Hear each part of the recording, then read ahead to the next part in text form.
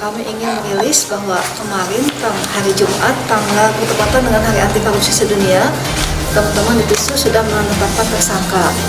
Di mana kegiatan ini cukup lama kami dalami karena laporan yang kami terima sebelum kami duduk di sini, termasuk Pak Aspisus juga masih belum ada di sini, para pejabat lama yang menerima laporan dari Ibu Risma selaku Wali Kota Surabaya pada saat itu. Kegiatan penyelidikan cukup lama karena memang perlu didalami dengan berbagai aspek tentunya, dan alhamdulillah sejak kami di sini kami genjot terus sampai akhirnya Pak Aspisus dan Kasidik serta tim yang ada di Kejaksaan Tinggi Jawa Timur di bidang khusus menyatakan sudah bisa menetapkan tersangka. Kasus posisinya adalah di mana di sini mungkin bapak-bapak semua tahu ada aset Pemkot yang sudah dikuasai oleh masyarakat, oleh pihak lain yang perolehan haknya tidak sesuai dengan ketentuan hukum. Jadi ada perbuatan melawan hukum yang dilakukan, di mana memasukkan dokumen yang dianggap sah, dianggap benar, kemudian aset tersebut diperjualbelikan. Ini saya bacakan di sini. Tersangkanya saat ini sudah kami tetapkan ada 2 orang. Yang pertama adalah SMT selaku Ketua Panitia Pengelolaan Tanah Waduk Babatan bersama-sama dengan almarhum Lurah Babatan pada saat itu dan Sekretaris Lurah Babatan. Jadi ada 2 almarhum dan yang sudah jadi tidak bisa kita usut lagi karena sudah almarhum, tetapi memang tidak bisa putus pidananya akan karena ada pihak lain yang melakukan tindakan yang bersama-sama secara melawan hukum menjual secara lelang setengah waduk sebelah barat seluas 11.000 meter persegi. Di sini waduknya ini adalah berlokasi di Jalan Raya Babatan, Unesa, Aset Kota Surabaya. Seluruhnya tepatnya 20.200 meter persegi. Dijual kepada pengusaha saudara AA. Di sini pengusaha properti dengan harga 5.500.000.000 rupiah. Dengan cara mula-mula SMT tersangka 1 dan tokoh-tokoh dari warga RW 1 RW 2 Kelurahan Babatan pada tahun 2003 tanpa dasar hukum membentuk panitia pelepasan waduk Persil 39 Kelurahan Babatan dan menunjuk SMT selaku ketuanya.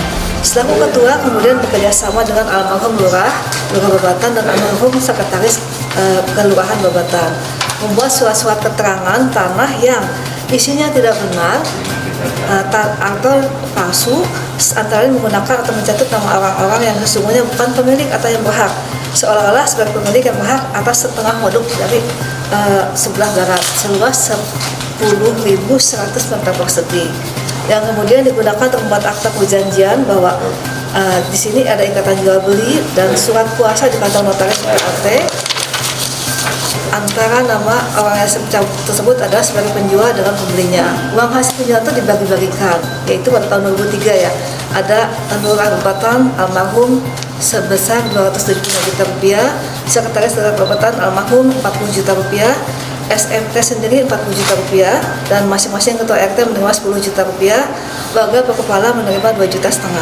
Dengan dasar akta perjanjian ikatan jual beli dan surat kuasa tersebut, selanjutnya pembeli mendaftarkannya ke kantor BPN Surabaya dan pada tahun 2005 terbit 2 sertifikat SHGB nomor 4801 dan SHGB nomor 4802. Setelah SMT berhasil menjual setengah waduk, kemudian tokoh yang kedua adalah tersangka kedua DLL bersama dengan tokoh-tokoh warga 0102 membentuk tim pengurus pelepasan waduk kedua dengan di ketuanya adalah saudara DLL. Di sini bekerja sama dengan almarhum Tosan, ketua LKMD pada saat itu, dan almarhum Lurah Babatan dan almarhum Sekretaris Kelurahan Babatan.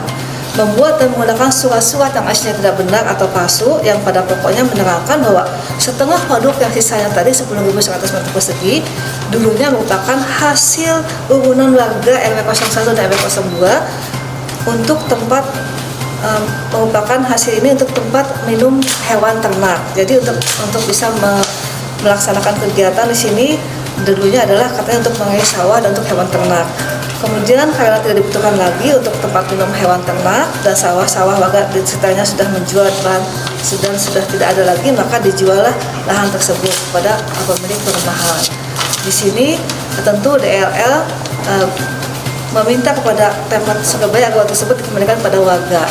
Kemudian itu berhasil dengan dijual oleh DLL dan kawan-kawannya senilai 2 miliar 5 miliar rupiah diperjualbelikan karena yang 2 miliar itu dimiliki oleh DLN-nya sendiri. Kemudian yang 3 miliar digunakan untuk biaya proses lokasi pelepasan waduk. Nah, di sini kita menghitung kerugian keuangan negara.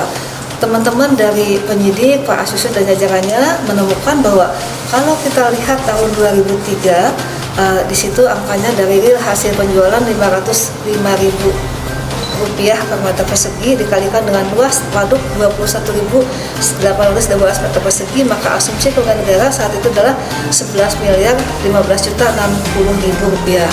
Itu sedang dihitung sekarang oleh BPKP karena bisa dikonversi dengan nilai real yang ada pada saat pasaran tahun ini. Jadi pasti akan berubah angkanya. Ini sementara teman-teman menaksir berdasarkan tempus terjadinya peristiwa tersebut pada waktunya itu.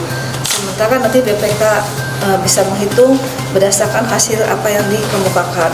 Dan kami juga Pak Asusus dan jajarannya berusaha untuk bisa secara real melaksanakan kegiatan rangkaian dari penyidikan. Ada upaya paksa di antaranya adalah membuat pelang di situ dengan menerapkan bahwa kami akan melakukan kegiatan bahwa di sini telah dipasang dengan tentunya dengan izin atau penetapan dari Ketua Pengadilan setempat, Pengadilan Negeri Surabaya diterbitkan di sini dari ada penerbitan dari Ketua Pengadilan Negeri Surabaya kelas 1A khusus nomor 96 tanggal 1 Desember 2022. Jadi sebelum melangkah juga kami sudah prepare bisa melakukan penetapan tersangka dan juga bertepatan dengan interupsi ini menyatakan bahwa pemasangan pelang sita terhadap aset waduk. Mungkin teman-teman bisa melihat ada pelang sita di situ, itu sudah merupakan tindakan upaya paksa dari Pak Asusus dan jajaran dalam kegiatan penyidikan.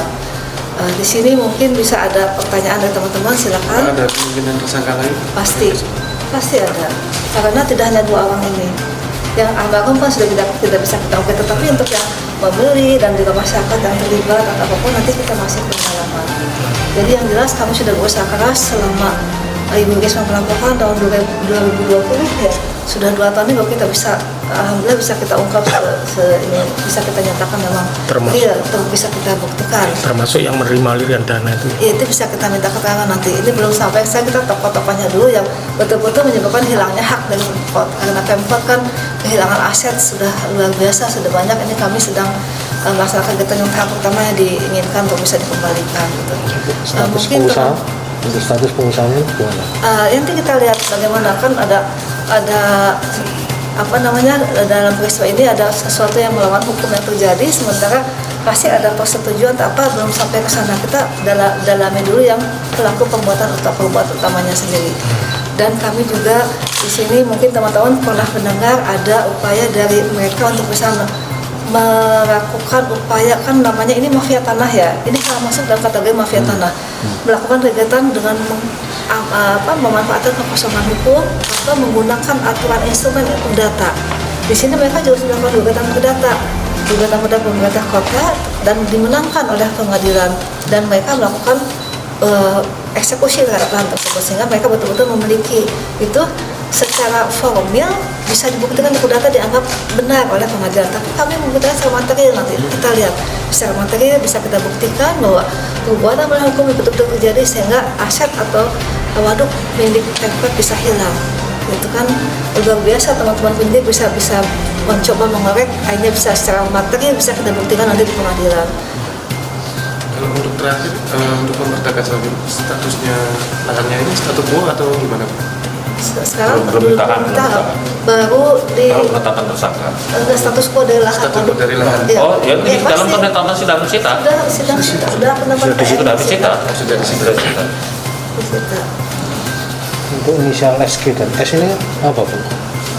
Di sini tuh dijual. Dia ketua panitia yang dibuatnya sendiri. Ketua panitia pelepasan waduk. SG ini siapa, Bu? Di kelurahan atau gimana? Bukan, masyarakat di situ ada. Di kondisi itu. Oh, gitu. Tokoh masyarakat. Iya, tokoh masyarakat. Ya tokoh ya pada saat itu ya. Itu tokoh mungkin punya pengaruh umur saat itu. Kalau sekarang kami nggak tahu, kan udah sepuh juga. Udah 73 tahun sekarang. Ya, makasih, Bu. Terima kasih ya. Terima kasih ya. Terima kasih.